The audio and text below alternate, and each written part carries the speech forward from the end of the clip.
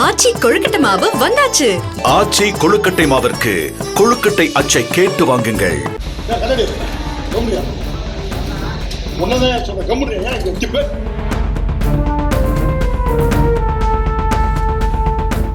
நம்முடைய தேர்தல், அந்த தேர்தல் வந்து பாத்தீங்கன்னாக்கா 2006 வரப்போற தோல்வி.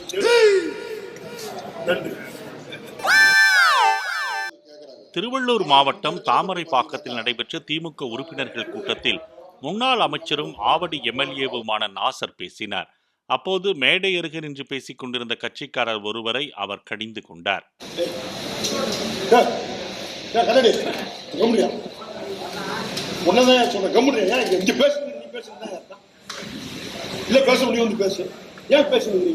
மேடையில் நாசர் பேசிய போது 2 முறை மின்தடை ஏற்பட்டது.